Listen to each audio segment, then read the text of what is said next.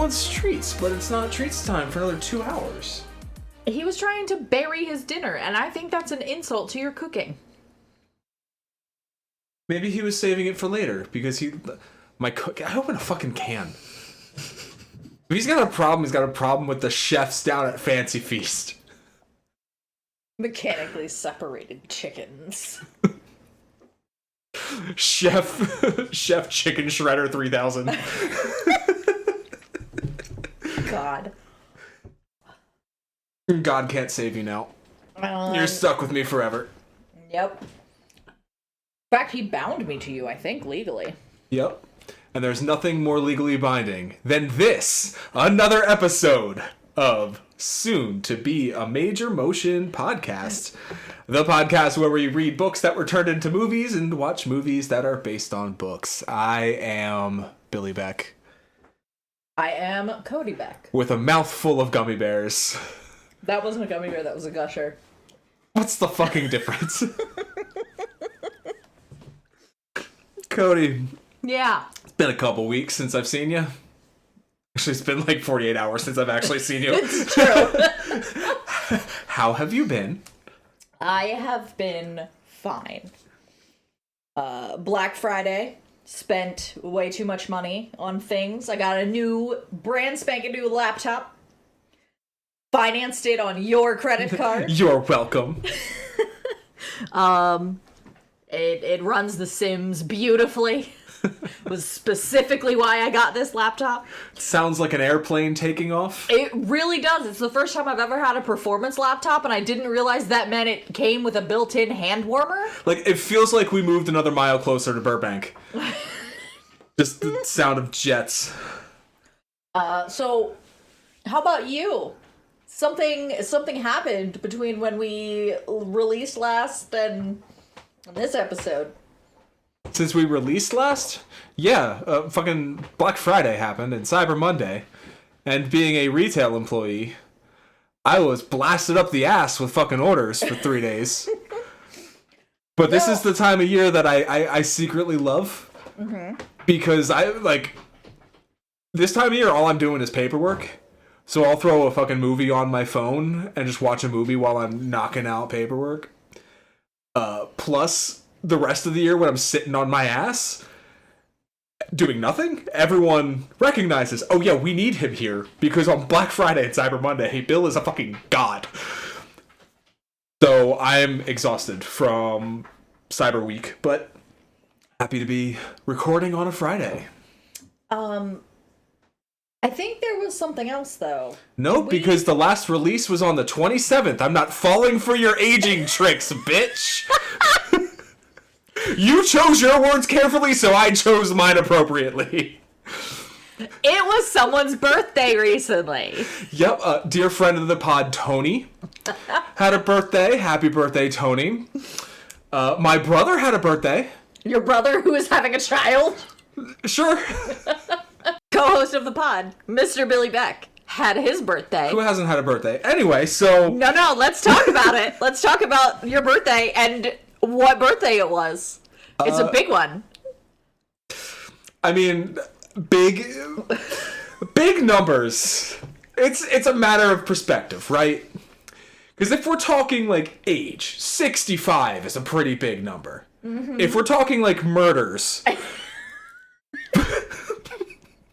That is a joke for you and me. 4 is a pretty big number. And please, remember, this is being released publicly, so if you try and deny that, questions will be asked. I'm just saying. You gotta corner me into talking about aging, I'm cornering you on this shit. I am just saying, I don't think, in the grand scheme of things, 4 is that many murders. You know, considering a recent event. Anyway, I turned 35. You sure? Before I say something legally actionable. You sure did turn 35. Halfway to 70, baby. And an unfortunate side effect of my birthday is that 1 week to the day later is my father's birthday. Boo. And his was the 70th. Boo. So if you do the math, I am now older than he was when he had a child.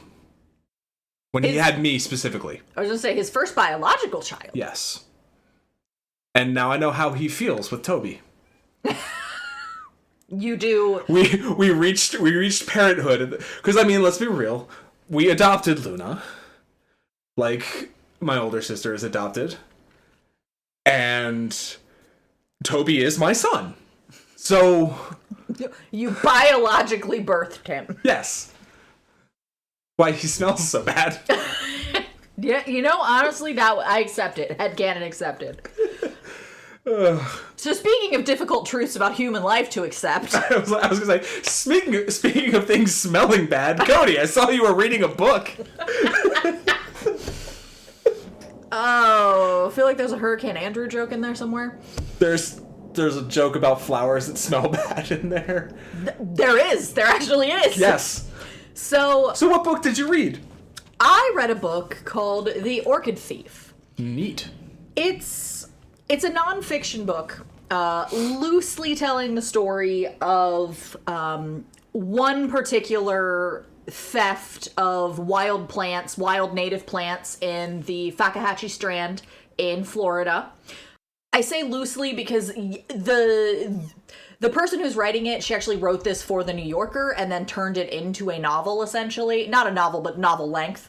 And so she padded out the rest of the book with more stories, more anecdotes, and it kind of just became a reflection on loving things and allowing yourself to love things, and it's all kind of told through the lens of being a plant person, specifically through the lens of being someone who is an orchid grower or buyer.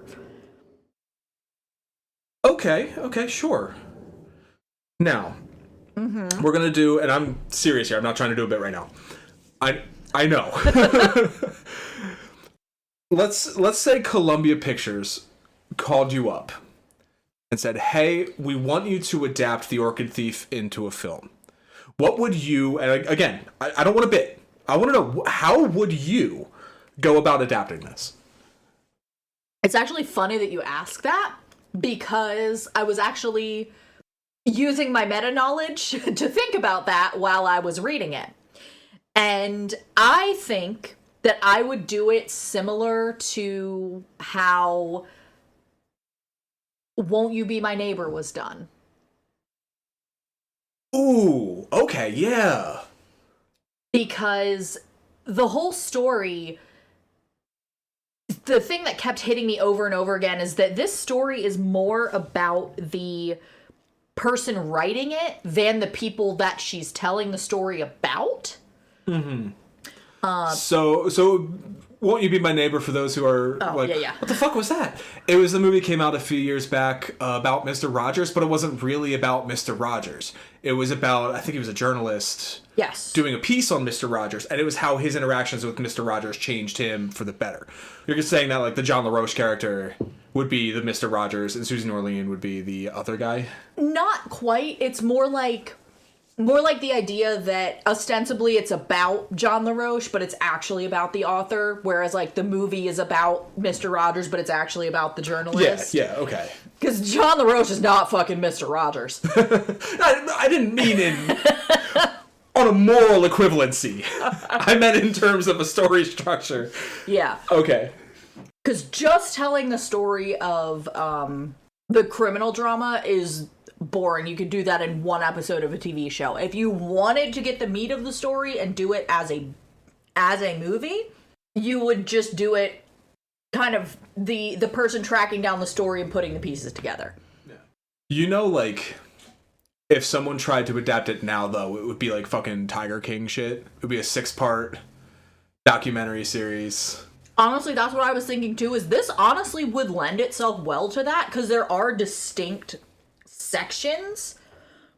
Like, you could easily break it up into kind of 5 sections, and it would be basically like the initiation, when she like first meets John, and then the interstitial episode would be like the history of orchids, and then the middle section would be like the actual legal process and like where all that came from, and then the second interstitial would be all the other Orchid people that she met, and then the fifth episode, like the final episode, would be the result of the trial and where everyone is now. Yeah.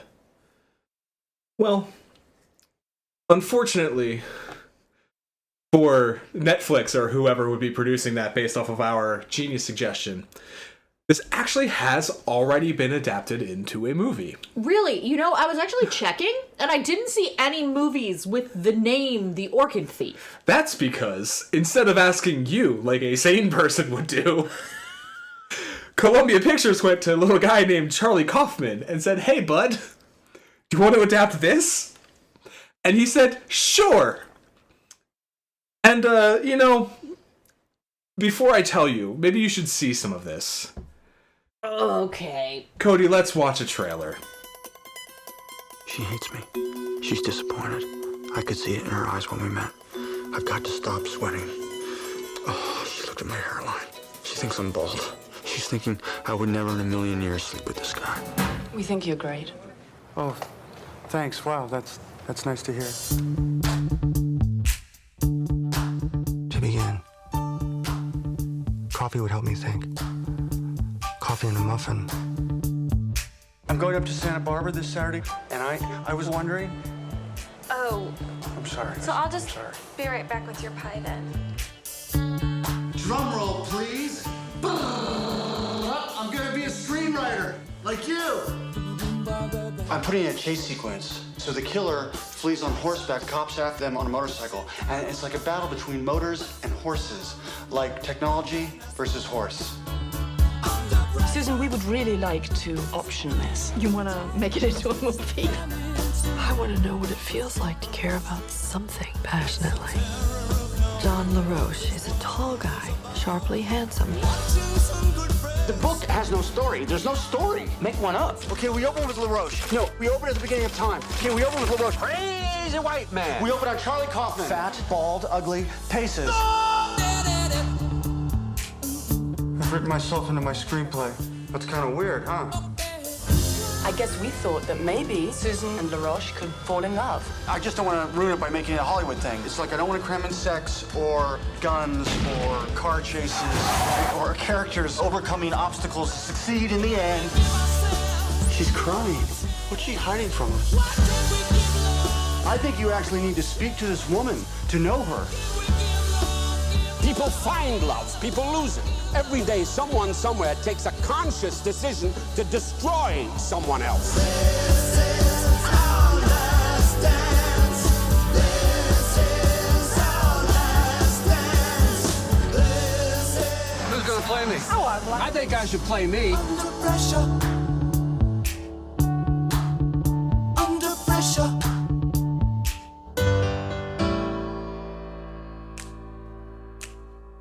Charlie Kaufman is a fat, balding, self-loathing, unlikable screenwriter who has been tasked to adapt Susan Orlean's The Orchid Thief. He wants to make a movie about the beauty of flowers, but has no idea how to break the script.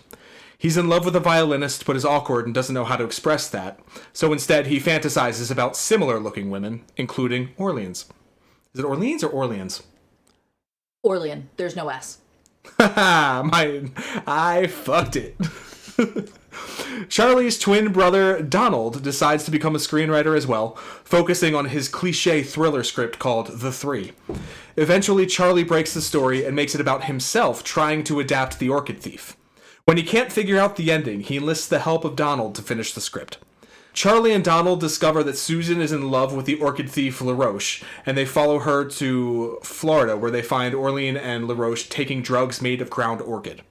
The Kaufmans are discovered and chased into the swamps, where eventually Donald is killed and LaRoche is eaten by an alligator. Charlie finishes his script and earns the power of self-respect. The end. Well, that's it. Pot over.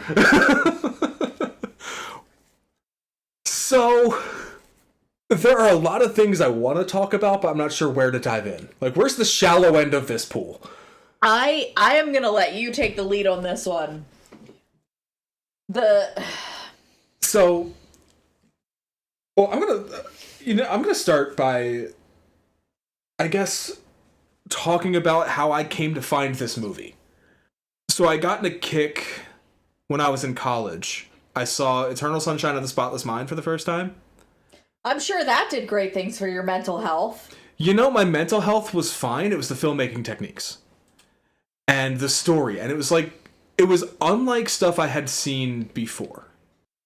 So I looked up the people that made it, and the name Charlie Kaufman popped to mind, and I saw that he was the same guy who wrote Being John Malkovich, which I tried to watch on like Comedy Central in high school and did not get it. And then I saw that he did a movie called Adaptation that involved Nicolas Cage. Now, this is a point in college when I was also getting into Nicolas Cage. So I was like, fucking let's go. And this movie blew me away because of how meta it is. You said something about meta earlier. Yeah, I used my meta knowledge of the fact that adaptation exists. And it was that stuff, like, hey, the screenwriter that's known for doing weird stuff wrote a script in which he's the main character, and the script is about him writing the script. And that happens at the midpoint in the movie, and there's a point in the movie where you catch up to where he is in the script. And that happens to be the point in the movie where it goes off the rails. It blew me away as somebody who was really getting into watching film, not just for entertainment value, but to study the art form and the structure and the language of it. It hit me at that point in my life and has stuck with me since. Because every time I watch, I pick up on more things that are just like little meta jokes and shit. And I just love that it actually is an adaptation of The Orchid Thief. Because what's the book about? Like, on the grand scheme of things, it's about flowers, right? And his whole desire is to write a book about flowers, or write a movie about flowers, excuse me. And in a sense, he does, because there are parts of the movie where he just voiceover narrates sections from the book that coincide with his emotional state at that time.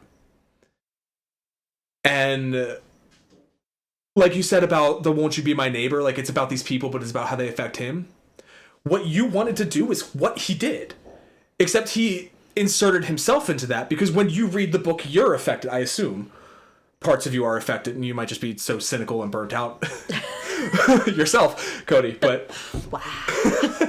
no, but like the book, and the way the book affects the reader, he needs to show that he's affected by the book in the same way that the characters are affected by the orchids. And that, spreads out to the point where we're doing a fucking podcast about it, and I'm talking about how this movie affected me at a point in my life. And it's that same kind of Won't You Be My Neighbor. The story isn't these characters, it's the ancillary character who's interviewing them. That's Kaufman in the movie. He becomes the outsider looking in who's affected by LaRoche and Orlean. It's kind of adding another layer of, not to keep using the word, but it's adding another meta layer, because when you have a book, you have the author, and you know that everything that's coming to you is coming through the lens of the author. And it's like Kaufman is kind of lampshading that in terms of the way the movie process works, is that you're getting everything through the lens of the, no pun intended, screenwriter, but you're also getting it through the lens of, the director and the actors, and it's just kind of like that infinitely reflecting, changeable thing. Yeah, which obviously is something Kaufman loved. Like 2-3 films later, he did Synecdoche, New York. Oh, God. Which is... I cannot get... Why would Columbia Pictures be like, who would do this? You know who we should have do our straightforward adaptation of a book about a plant crime? Charlie Kaufman, the guy that does weird fucking shit. He only did one weird fucking shit at that point, But it was so fucking weird! Being John Malkovich? Yes! Yeah, but what he did in the story of that, and it's also... Spike Jonze, of course, Spike Jonze. What Spike Jonze did in directing that, and why Spike Jonze directed this as well, is Being John Malkovich makes fascinating characters out of unaesthetic people. I don't want to say ugly, but for lack of a better term, he like uggos up John Cusack and is it Catherine Keener or is it? I feel like why do I think Drew Barrymore's in that? It's not Drew Barrymore. No, I have a copy near me. Cameron Diaz. And Cameron Catherine Diaz. Keener. Cameron Diaz. Thank you. And Catherine Keener. I know Catherine Keener's in it because she's in this. That's besides the point. But Cameron Diaz and John Malkovich. Not John. Oh my God, he's the fucking thing. He is in it though. I know. Is John Malkovich and being John Malkovich? Mm-hmm. No shit. No, but what he does is like he takes conventionally attractive actors like Cameron Diaz and John Cusack, uggos them up for lack of a better term, makes them like kind of unattractive people, but you're still fascinated by them. And I think that's what Columbia was going for with reaching out to Kaufman and to a similar extent Spike Jonze with The Orchid Thief is like John LaRoche is kind of an unattractive guy. He's abrasive. He's missing his front teeth. Like they joke about it in the movie that like, why doesn't he just get them fixed? But it's because he likes being eccentric. And being able to humanize that kind of character in the way that Kaufman does and Jonze, because a lot of it's also, shot construction and all that, and the directing. Yeah. But yeah, I completely understand why they would reach out to them for this. And I'm glad they did. I know you're going to disagree with me. No, I think I see the impetus. Because, yes, John LaRoche is he is like the prototypical unlikable person. But I don't even think he's necessarily like unlikable so much as he is untouchable. Because he kind of just does what he wants to do, and he thinks he's... Not that he thinks he's better than everyone else, but he kind of has that, like, weird pull, but he kind of has that Vince McMahon, like, I'm better at this than anybody else, so I get the final say in everything that happens. It's that charismatic arrogance. Yeah, like, it's just, you kind of just get pulled into his orbit. And bear in mind, I'm speaking on this character from the perspective of this film, which I understand about 2/3 of the way through. What he isn't him. I wonder if he ever saw the movie. Don't know. Is he? Wait, no, of course he didn't. He got killed by that alligator. I actually meant to look up if he was still alive.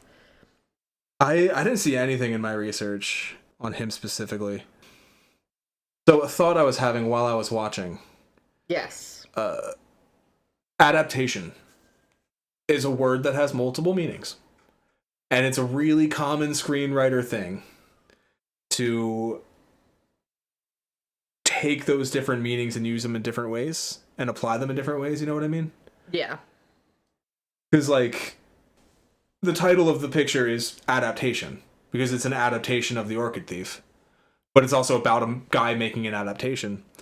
But something I found super interesting while watching is twice in the movie, it might even be 3 times, I may have missed one, but twice in the movie, about 5 minutes apart, different characters define the word adaptation in a line of dialogue. I don't have the whole lines, but one of them was, adaptation means you figure out how to thrive in the world. And the other one was, adaptation is a journey we all take. And I think they might have both even been LaRoche. But I know one definitely was him. But I just thought that was a really interesting touch that I picked up this time around. You were looking something up. Did you find it? I did not find out if he's still alive, no. Well, we're just going to have to go with the alligator theory. Yeah, it's... I mean, the tagline or the subtitle of the book is a true story of beauty and obsession. Mm-hmm. And I think that can definitely be applied to... Now, this is actually one movie I haven't seen, the movie. But you've read the screenplay, right? If I'm not mistaken?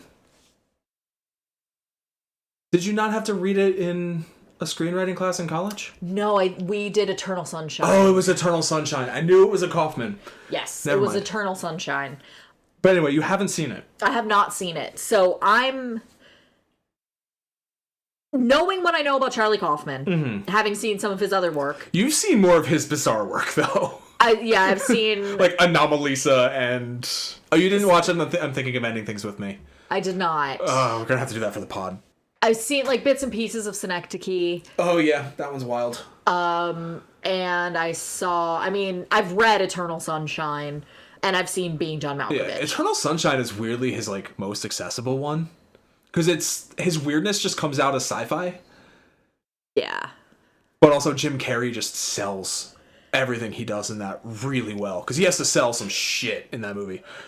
But anyway, the tagline being a true story of beauty and obsession, I can definitely see that coming through. And maybe it's not coming through in the same way where it's all the people around her being so obsessive. It's the character of Charlie Kaufman being obsessive, being the one who's hypercritical and focusing on everything and all that, like deeply focusing on everything and that kind of thing. yeah. But in the trailer, I was shocked to hear that one line about, like, wanting to be passionate about something, because that is kind of like that is what I would argue is the central theme of the book, is that the reason that she is drawn to this story is that she personally doesn't collect anything, and she doesn't feel like she's looking for something to be passionate about. Mm-hmm. She doesn't have anything that she's obsessed with or that she loves this much. So the fact that there's this guy who loved something so much that he was willing to break laws and try to, like, skirt legal federal rulings. Taking advantage of some treaties. Yeah. There actually are no treaties. Oh, is that fictional? It is an important thing that the Seminole people have never signed a treaty with the United States. They consider themselves... and that's why they are allowed to do things, because it is their land. Correct. There's no treaty. That's right. Correct. It was a judge's ruling he references. Mm-hmm. Sorry, that's the opening scene with him, with LaRoche. Yeah, basically there's... the two particular laws that he relied on were the park law itself and the federal statute of the land belonging to the Indians. Mm-hmm. He even goes so far as to be he never touches the plants himself when he goes in with the Native Americans, because he can be like, I was just there to supervise. I never touched anything. So it's like, you can't get me in trouble for anything. He gets away with it, right? He gets fined $500 and he is banned from the Fakahatchee Strand for 6 months. Ah, okay. Because I don't think that's clear in the film. You don't really find out what happened there. The way that the judge gets him is that, or the way that the prosecution gets him, rather, is that they don't get the Native Americans in trouble for the actual orchids that he stole. What they get him in trouble for is the fact that the orchids have the best chance of surviving if you, instead of pulling them off of the tree, take the piece of the tree with it. So they got them in trouble for the tree. Because no one, not even Native Americans, can disturb public land that way. And so because he had insisted on the best chance of survival being taking the pieces of wood that they were on. Yeah. That's how. Because he cares about the orchid, not about the. Yes. Yeah. Oh, that's good. Yeah. So basically, to avoid the sticky statute versus federal law thing, LaRoche, the prosecutor, was like, we're just gonna go with, we don't care about the orchids. We're not gonna prosecute anyone for the orchids. We're prosecuting you for the pieces of the trees. Thank you for clarifying that for me. Yeah. Now I do. We were. I had a thought I was about to finish, and it was about her through line through the book, Susan's. Yes. And it's so where I wanted to put a button on that is it feels like the movie didn't necessarily adapt the book, but it adapted the themes of the book. Yeah. Through a lens of viewing the book. Yes. Right? Because Charlie goes through that same thing. Like, he also is fascinated by them because of what they're passionate about. And he's not really that passionate until he starts... He's more neurotic than passionate. passionate. Yeah, like, he kind of needs to... He kind of absorbs his brother's passion when Donald dies. After he gets shot and then windshield cannoned. Just brutally. Brutally. Rest in peace, Donald. When did they have his funeral? It's not in the movie. It happens off screen. Oh, okay. I meant in real life, Donald Kaufman. Well, this happened around 99, 2000, so probably around then. The movie spent like a year and a half in editing, so it didn't come out till 2002, but it was like in the can in like late 2000, I think. I actually have... Oh, no, early 2001. I actually have a question about that. When does the movie take place?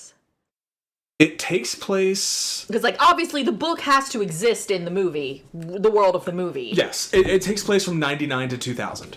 Okay. I believe. Because that's when, in reality, which this is a documentary,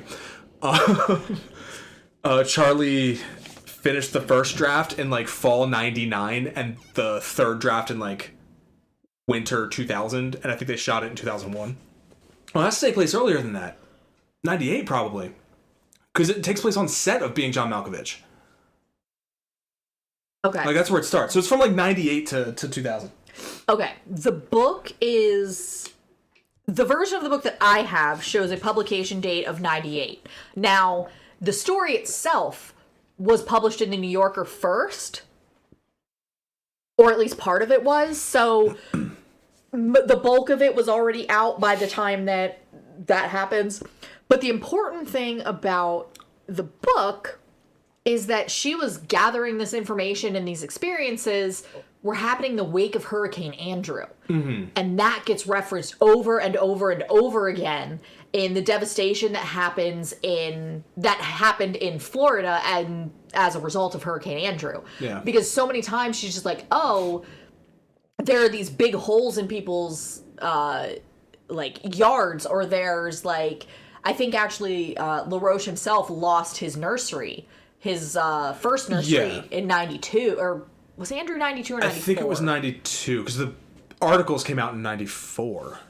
Yeah, so it has to be at least 18 months. It was 92, so yeah, I think she was gathering the interviews and stuff in 94. Then it takes place in 97, because it says 3 years later. Okay, yeah. Yeah, Jesus, because... No, you're fine. Because the whole process of the book, it's a little unclear, but, like, she makes multiple trips to Florida to talk to John LaRoche, and, like, the first time is during the trial. The second time is during the verdict of the trial. And he's not allowed to go into the Fakahatchee. By the end of it, they do go in together. So he has been banned for at least a year at that point. So it has to have been at least a year since the end of the trial. Okay. Yeah, that makes sense. So that, and there's no like actual dates, it's just referenced as, oh, this event or Hurricane Andrew or whatever. It's interesting structurally in the film too, because we get her travels to Florida as flashbacks. And it'll go like 3 years ago, and then it's the next time she meets LaRoche. And they do show the last time when they go in together. And she does not find the ghost orchid in the book. No. Because they tag on that she finds it in the movie. The final chapter is literally them getting lost in the swamp. Okay. It's weird because I kind of know that from watching the movie, because he's reading the passages of like what she's musing while they're lost in the swamp, and he's got like 6 pages left at the end of the book as he's reading it on the plane, like trying to meet her. But like as her story progresses with him, his kind of evolution continues. Evolution's also a theme in this with the whole start at the beginning bit, but I didn't think too deeply about that, so I don't know anymore. They also have, like, do they go into any of the complexities of orchids at all, and, like, why specifically people get obsessed with orchids? Very, very briefly, they go into the, like, I forget which orchid it was, but someone theorized that there must be a moth with a 12-inch proboscis, and then they found the moth with the 12-inch proboscis, and how the different orchids look like different insects, and the insects find their soulmates. That might even be a passage from the book that he's reading. It's pseudo-antagonism, pseudo-copulation, and pseudo...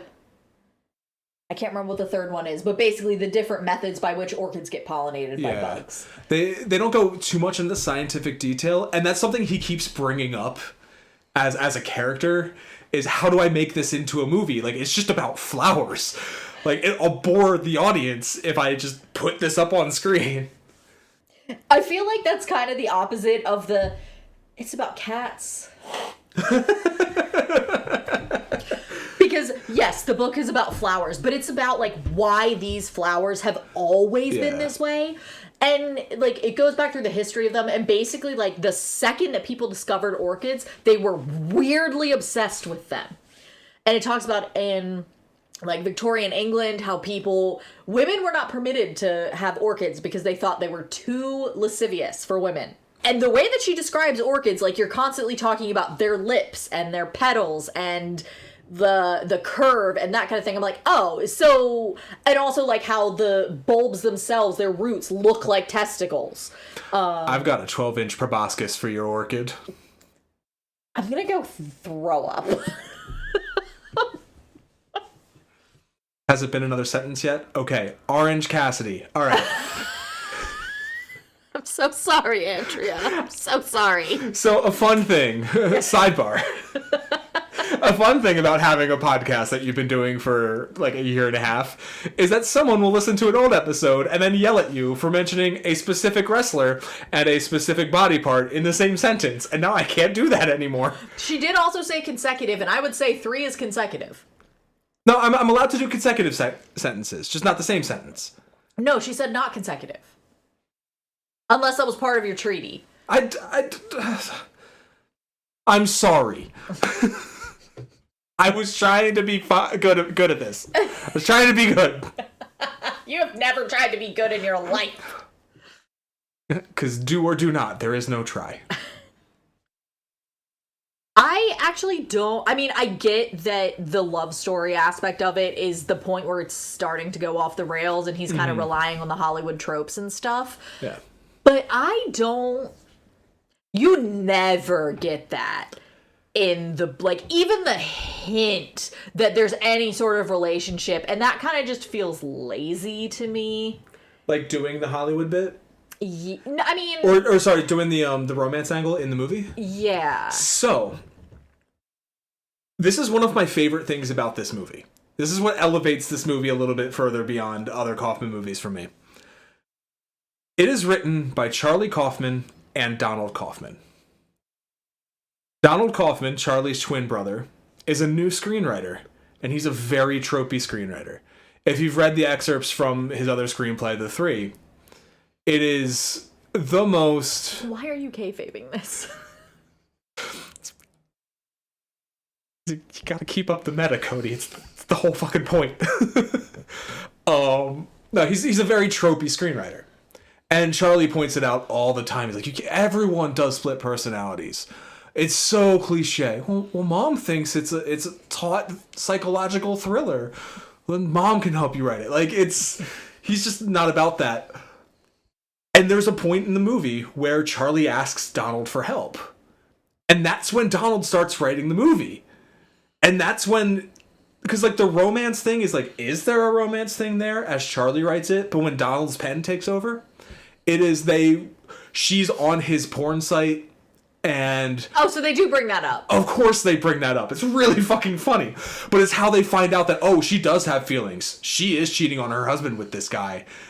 And then they go down, they find them, and they're having sex and shit. Like, the romance doesn't come in until Donald picks up the pen. And that's kind of the point of the movie, too. Like, if you're gonna make it a movie, like we always say, why make it a movie? You could just have those characters doing their shit.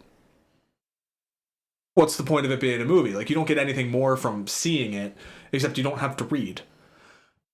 Why do you make it a movie? Because, then you can do filmatic shit. You can make fun of Hollywood tropes while saying, forcing the audience to go, why did they choose to adapt it? Who's the idiot at Columbia who shelled out money before the book even came out to option it for a film? What did they... Have they never seen a movie? Nor have they read the book? Like, shit. Stop throwing things. No. It's... I fucking lost my train of thought. But yeah, like, it's very pointed at, like, that Hollywood machine of adaptation and IP and can we make content out of your thing that was way less in 2002 than it is now? Well, that was kind of the era of Harry Potter. You know what else came out in 2002? Spider-Man. Ah, it was the start. Do you know who turned down a role in Spider-Man to be in this movie? I'll give you a hint. The role was Green Goblin. Nicolas Cage? Yes. Damn. Nick Cage was almost Green Goblin. I mean, it was probably the right decision for him. Yeah, because he wouldn't have gotten nominated for an Oscar for Green Goblin. And also Willem Dafoe was incredible. But I mean, also, I could see that being a switch. Like, Willem Dafoe in this role and... Well, it wouldn't have been Willem Dafoe. It would have been Tom Hanks was the original casting.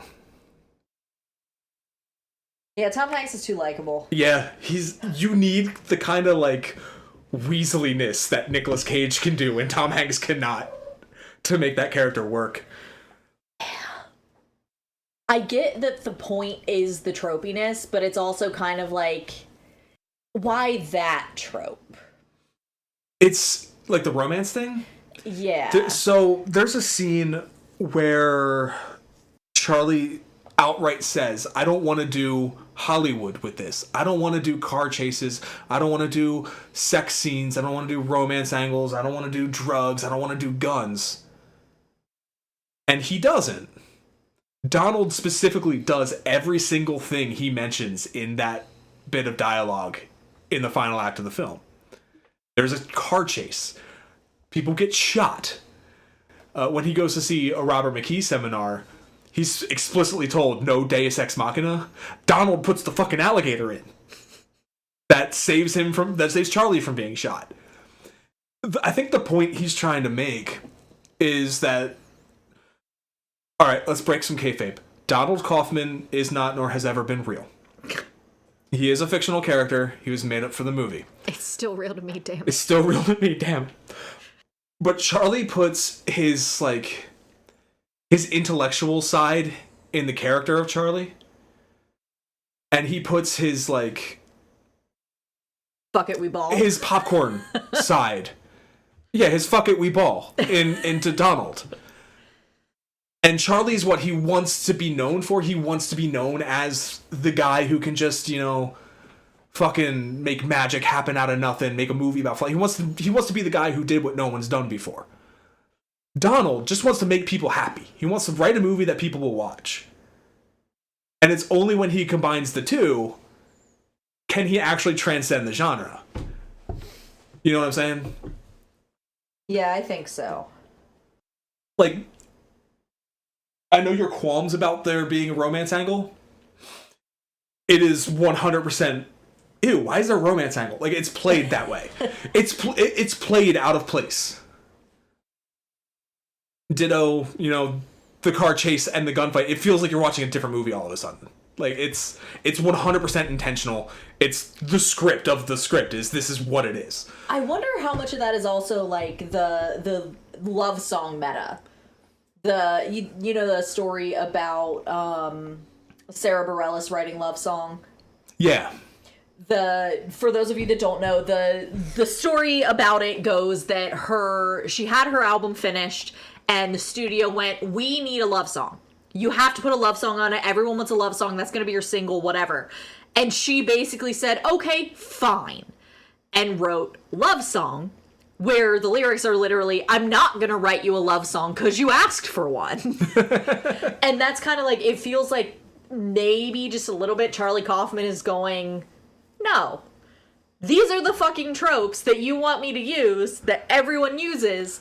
Here you go. Here's all of them smashed in as few minutes as possible on screen. Doesn't it look stupid? So, I'd say that his original draft got studio noted and he had to force that stuff in. That is not what happened. Charlie, this is a quote I actually found from Charlie Kaufman himself, the real, not the movie. The idea of how to write the film didn't come to me until quite late. It was the only idea I had. I liked it, and I knew there was no way it would be approved if I pitched it, so I just wrote it and never told the people I was writing it for. I only told Spike Jonze as we were making Being John Malkovich, and he saw how frustrated I was. Had he said I was crazy, I don't know what I would have done. I really thought I was ending my career turning that in. And the only, the most notable change from his script and the final production is instead of an alligator, LaRoche was going to get killed by a cryptid. Called the Swamp Ape. They could have done the Ghost Grader. The reason they didn't do the cryptid is because Robert McKee, the real Robert McKee, said, I'll be a character in your movie, but I will not be a character in a bad movie. That said, I think the Swamp Ape would have made it even more clear that this is where Donald takes over writing the script. Because that is something I didn't pick up my first watch. I mean, to be fair, there is a whole section where she talks about cryptids in the swamp. There is actually a person, or at least there was at this time, I don't know if they're still active. The locals refer to him as the Ghost Grader, and he brings in real equipment, like real construction equipment, and regrades certain roads to make them passable. Because basically, back in the 60s, before Florida had laws about like real estate purchases and shit, thanks, Disney. This major corporation bought a shitload of land. It wasn't even a major corporation. It was two brothers bought a shitload of land and sold it to people with fake marketing, basically. And they ultimately ended up getting defrauded, or not defrauded. They got sued and were forced to declare bankruptcy. And like they sold their shit to this company from Pennsylvania, actually. And they got golden parachuted out, whatever. But some people who bought most of the plots were purchased by the state of Florida, or have been purchased by the state of Florida at this point. But there are a few people that still live in there, and they basically essentially are permanently camping. Like, they have houses and stuff, but there's no public utilities, there's no running water, there's no school, nothing like that. So this guy, the Ghost Grader, comes in and will just give them access to roads again, and he does it, I think she said, like, once a quarter or so. And they've never caught him doing it. Wow. But there's also, like, all of the stories about ghosts and creatures and that kind of thing. And she even kind of comes to view the ghost orchid as a cryptid because she never actually sees one in bloom. Mm-hmm. So I get the idea. Like, I can get the impetus, but... You know, it wouldn't have taken long because she mentions that she thinks the ghost orchid is a cryptid in the film. They include that.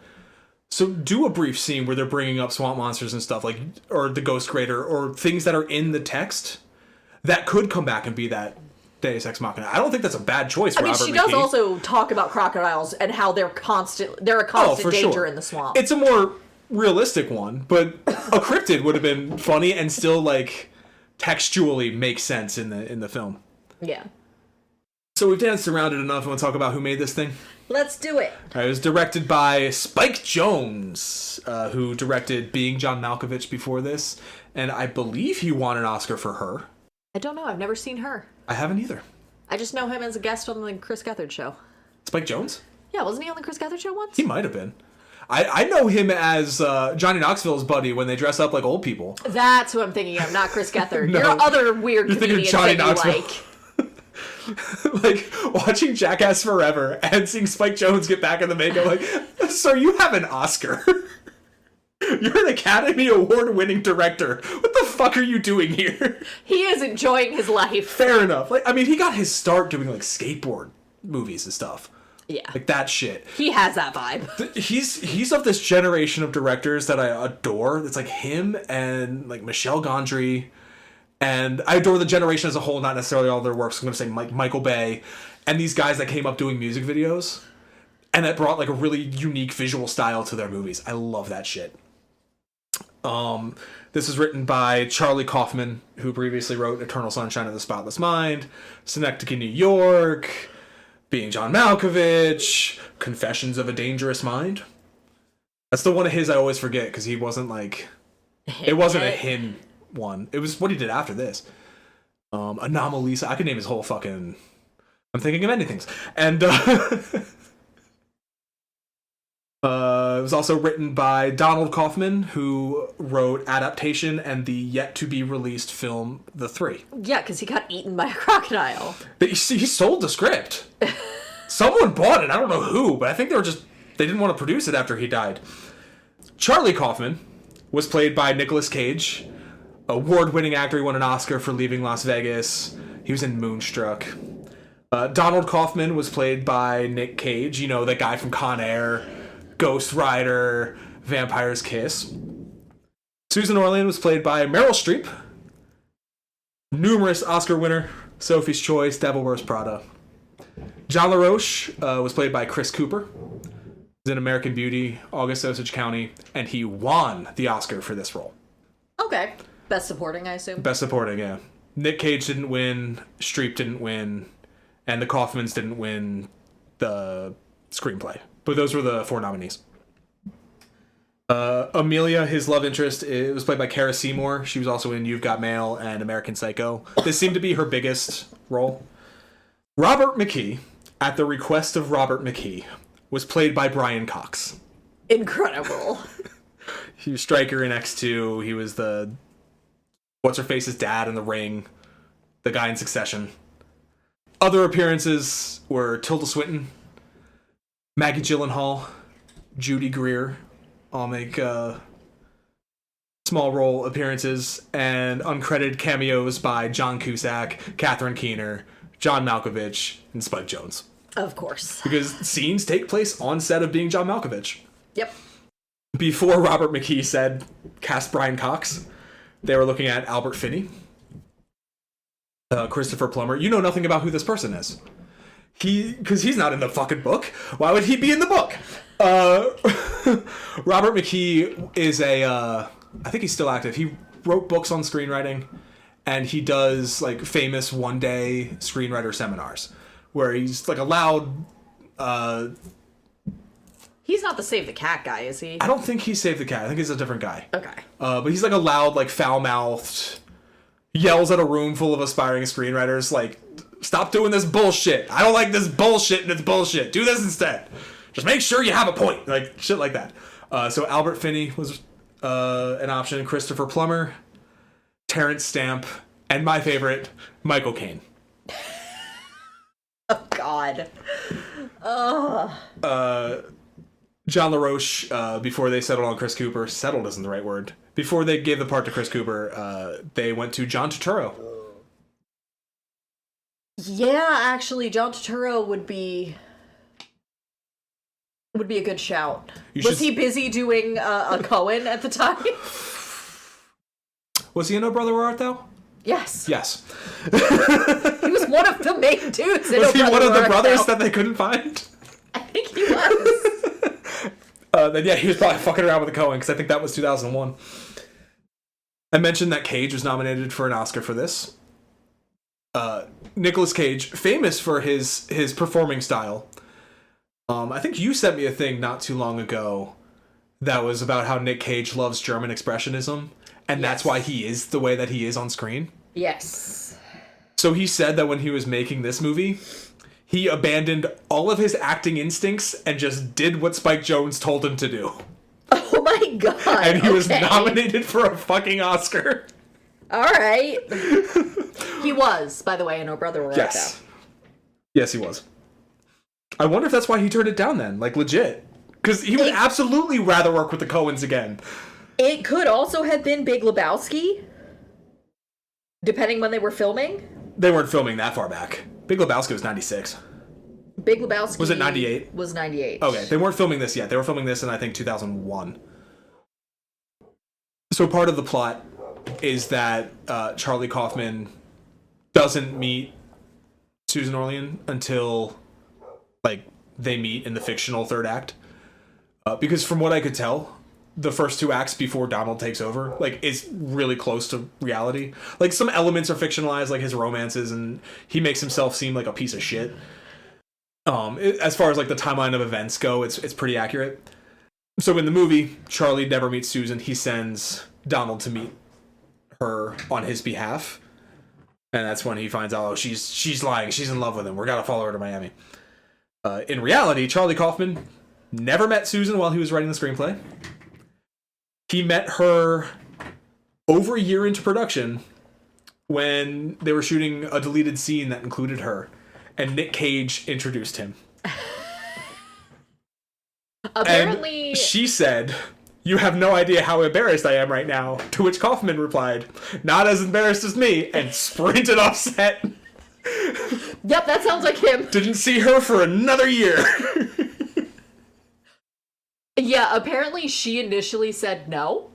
Yep. And they told her, well, everyone else has agreed. And so she was like, okay, fine, fuck it. And she apparently actually loves the movie now. I have her actual quote. Oh, okay. Reading the screenplay was a complete shock. My first reaction was absolutely not. They had to get my permission, and I just said, no, are you kidding? This is going to ruin my career. Which is funny that Kaufman thought the same thing. Very wisely, they didn't really pressure me. They told me that everybody else had agreed, and I somehow got emboldened. It was certainly scary to see the movie for the first time. It took a while for me to get over the idea that I had been insane to agree to it, but I love the movie now. What I admire most, this is a separate quote, but still Susan Orlean. What I admire most is that it's very true to the book's themes of life and obsession. And there are also insights into things which are much more subtle in the book about longing and about disappointment. And, for example, the last bit when they go hunting the ghost orchid, he really leans into her disappointment there. And that's kind of a point in Charlie's life when the violinist that he's in love with but doesn't know how to express that shows up at a party with a guy. And it's that kind of like hand in hand. Man, can you imagine writing a book, it gets optioned for a movie, and they tell you, you're going to be played by Meryl Streep. Die happy. If Meryl Streep played me, if she crawled down into the gutter to experience my life, I would be blessed. Oh god. So, but also, like, I'm pretty sure Susan Orlean is like, I get the impression she was in her like late 20s, early 30s when she was writing this. I have no idea. Let me double check, because she talks about like she's living at her mom's condo in Florida, her parents' condo in Florida, when she does all of her trips down there, which is why she drives so much, because it's in West Palm Beach, and all the shit she has to go to is like across the state. None of that is in the movie, actually. We just get like, I guess, for lack of a better term, romanticized depictions of her meeting with LaRoche. While you're looking that up, the belly in Nick Cage's fat suit was filled with lentils, and he sweat so much they started to sprout. Oh. Also, I kind of love that he has a fatter fat suit for Charlie than he does for Donald. Yep. Because Donald's out there like dating Maggie Gyllenhaal and hanging out with Catherine Keener. Okay, she was 37. Okay, yeah, so that's not 20s. It's not 20s. I got the vibe she was very young. Yeah, no, I didn't. But that's, again, it's Meryl Streep. Yeah. Even when she was in her 20s, she had like the maturity of somebody wiser. Also, standard issue thing about fat suits generally aren't cool, but yeah, that's more of a recent, for lack of a better term, PC thing. The woke mob has come for fat suits. What's his face? Eddie Murphy made his career wearing fat suits. Yeah, so did Tyler Perry. Yeah, but he didn't get nominated for an Oscar for playing multiple roles like Nick Cage did. This is true. Although his makeup department got nominated for Norbit. Never forget, Norbit. Oscar-nominated picture. I bring up Oscars when people have won them in this, but bear that in mind when we're talking about those awards. Yeah. I have one last piece of trivia. Normally, I'll do my rounds. There's a few websites I'll check to find trivia.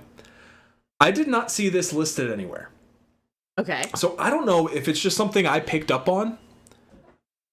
I assume it's intentional, knowing the people who made this movie. So, under guidelines, and I looked this up again to confirm today, under guidelines with the Writers Guild, the word and the symbol ampersand have two different meanings. Yes, they do. And I learned this originally when I saw I was at the world premiere of the Angry Video Game Nerd movie, which I had also auditioned for before I moved to LA. It took them long enough to make it that it came out while I was out here, and I went to because you gotta go full circle. Audition to premiere, even if you're not in the fucking thing.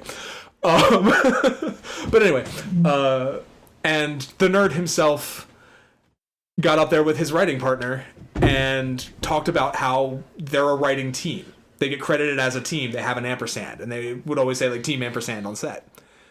Whereas if you have the word and, it means that the two writers or the two writing teams did not work together. They worked separately on the script. We've covered movies here that have had 4 writers. It was a one team of 2 and another team of 2. So it'd be like X ampersand Y and A ampersand B. You know what I mean? Yeah. So anyway, if you look at the bottom of this DVD case, how they're credited... Yep. It is an A-N-D and. That, it's such a subtle little joke. But my God, that's funny as fuck. That they didn't work together. They are not a writing team. They don't want it confused. They worked separately on this script and got paid separately on this script. Charlie was before he took the line of coke, and then Donald was after. But as I mentioned before, they were nominated for the Oscar for screenwriter, and yes, the nominee was Charlie Kaufman and Donald Kaufman. Which is hysterical. And it was either the Oscars or the Golden Globes. One of the awards show joked that if the Kaufmans win, they'll have to share the statue. Of course. Because it's such a good... And it's part of why I love this movie, is that, like, the story the movie is telling of adapting the movie expands beyond the runtime of the movie. It's on the poster. It's in that word and. It's in that Oscar stuff. It's the Hollywood thing. The in memoriam after the credits. Like, it's the Hollywood thing of writing a movie about actors and Hollywood and giving it all of the awards that you can, because we have such a difficult job in Hollywood being actors and writers. It's the thing I've seen in a few different stage plays where, depending on what happens in the play and the text of the play, some characters don't come out for curtain calls. Like, I think you told me about a play where the play appears to devolve into actually that actor's going to murder that actress, and they don't come out for the curtain call. And I directed a play called Actor's Nightmare where the main character gets beheaded at the end, and he did not take his curtain call. He stayed dead behind the chopping block when I directed that. Because I think that's such a good fucking joke. Like, it's what I love about this movie. It breaks down the structure and plays with the structure and the strings that... It makes you see the strings that do the puppet and then fucks with the strings. Which is also like being John Malkovich, considering the one character is a fucking puppeteer. But I digress. In a lot of ways. I digress. Who knew I could talk for so long about the word and? Me, I've lived with you for 10 years. I'm so sorry. So, I feel like it's pretty self-evident, but do you like the movie? Would you recommend it? Those are two different questions. Adaptation is one of my favorite movies. I haven't seen Leaving Las Vegas, but it's the best Nick Cage performance because he does it twice. Charlie Kaufman's one of my favorite active screenwriters. I'll see all of his shit. Love what he does. I like Spike Jonze's visuals in this movie. Meryl Streep is a godsend. Chris Cooper is otherworldly in this. It's a film that I wholly adore. That said, I understand that this is not for everybody. Just like when we did How to Train Your Dragon, Mark and I happened to watch this at the exact same time. I was about an hour ahead of him when he texted me. And let me see if I can get his live review up here. I'm going to read this aloud, Mark. Deal with it. It's not like he can consent. He started the conversation by saying, "This is a weird movie." And at the end, he said, "That's a weird one." Not that he liked it or didn't like it, but weird. And it's a fucking weird movie. It's not Kaufman's weirdest, if you want to go down that rabbit hole. Synecdoche, New York. Actually, do Anomalisa next, then Synecdoche, New York. Honestly, I think Anomalisa is more off-putting than Synecdoche. More off-putting, but more structurally relatable. Structurally, like, the same critiques I've heard about Asteroid City are applied to Synecdoche, New York. In that, like, there's too many layers of, like, pretense. Anomalisa is just weird stop motion and everyone has the same voice. Except for some weird shots where shit cracks. It's a very... It's off-putting, for sure, but it's more accessible, is the word I'm looking for. It's a more high-concept premise, but it's also shorter, I think. Yeah. Like, and when I say high concept, I mean the premise is more high concept immediately, whereas Synecdoche, like, lures you in and then is like, ha-ha! Well, it kind of lures you in, but, like, the third scene involves that house that's perpetually on fire. So, it starts in its adjacency to real life gets further and further out the longer that movie goes on. Anomalisa stays the same level of adjacent to real life throughout. Okay. Okay, yeah, we got there. God, I fucking love Charlie Kaufman. I love this movie. It's a sin that I don't own it. There been any prestige releases of it? Well, the trailer we watched was, like, for the official, like, 4K release. Hint, hint, Christmas is coming up. Fine. That hint was for Cody, but if you know us well enough to send me Christmas presents, text Cody first. How about the book, Cody? Did you like the book? I did. It's a little thin of a premise for how long the book is. The version that I have, which is the 1998 physical copy, is 282 pages plus bibliography, and I think there's a hint of the New Yorker story in the back as well. But it's interesting. It reminded me of a book I read like 2 years ago called The Dinosaur's Bones, which was basically like... I think it was actually called The Monster's Bones, which was about the hunt for dinosaur fossils in the U.S. and abroad. It had that same kind of undertone where it's like you get a little bit of the background, a little bit of the history, and you get more about like this kind of subculture that you never knew existed and like what draws people to it and what kind of people thrive in it. So if you enjoy that, you'll enjoy it. It's a little long, could have done with a little bit of trimming, but it was enjoyable. Yeah. Yeah. Cool. This is probably one of the weirdest episodes we've done. Yeah, because I feel like we're recommending two entirely different things. I mean, we're recommending two entirely different things that attempt to affect you in the same way. They're on the same, like, they started on the same scaffolding, and yours, like, mine, like, goes straight up. It might, like, curve a little bit, and yours is just, like, hanging off of the wall. Mine is an entire movie of that joke from Spaceballs where they're fast forwarding through the film while they're in the film. Fair enough. But it's also, like, fun. I don't talk about how funny this fucking movie is. Give me that script. Yeah, like those Mel Brooks jokes of referencing that we're making a movie.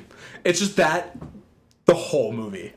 Like, it's what if we did a whole movie in that joke? It's wild. I fucking love it. It seems very tongue in cheek. Yeah, that's kind of the point. But next time around, we're not going to be doing something as crazy. In fact, we're going to be doing something way fucking simpler. Because next time around is our Christmas episode. Christmas! Crimbles is here. And I was looking through and trying to find a Christmas movie that's based on a book. There's a handful we could have done. But I decided this year we're going to do A Christmas Carol. Oh! I don't think I've read that. Really? Yeah. So there's like a bunch of adaptations. Okay. And I'm not going to watch all of them. I think we should just stick with the 1951 adaptation, which In the U.S., it's called A Christmas Carol. Abroad, it's called Scrooge. Oh, so okay. if you're looking for it, because I think, it's Christmas. I don't want to edit a podcast on Christmas. We'll just do like a watch along. We'll put the movie on, we'll press play, and we'll talk over it as we're going. And if you at home want to join us, we'll drop it on Christmas Day. You can watch along with us. So it's the 1951 A Christmas Carol, or Scrooge. I know we have some listeners in like Germany and the UK. 1951 Christmas Carol, Scrooge. I want to say it a bunch of times so and don't accidentally like rent the wrong one. I'm sure we will also say it a bunch of times before we hit play. Yes. Yeah. So I think we'll do that next time around. I hope I can get a copy of it this close to Christmas at the library. I am third in line for 2 copies of the DVD, so we're probably going to pay for it, but that's how we do. Okay. I think it's on like Tubi, but I'm not fucking around with ad. Oh, yeah, that would be a nightmare. No. We'll do it. No, if you want to watch the Tubi version and just pause us when an ad kicks in, I think Tubi even lets you know an ad is coming so you can ready your phone. That works for us too. But until then, everybody, be safe, be healthy. If you want to reach out to us on our socials, you can check the link tree in the description. We also have soonmajorpod@gmail.com if you want to reach out to us there. Thoughts, feelings, corrections, if you want to give us ideas, if you have suggestions. If you want to mail me late birthday presents, you can... Yeah, send him birthday presents. Because unlike another host on this podcast, I never hijacked an entire episode for my birthday. What the fuck was this? You just said it was one of your favorite movies. It was part of a season we did, and my birthday episode would have been How to Train Your Dragon, so fuck you. Anyway, happy Christmas. See you guys. We love you, okay, bye. Bye. This is not my birthday episode. Bro. It's absolutely my birthday episode. Fuck you.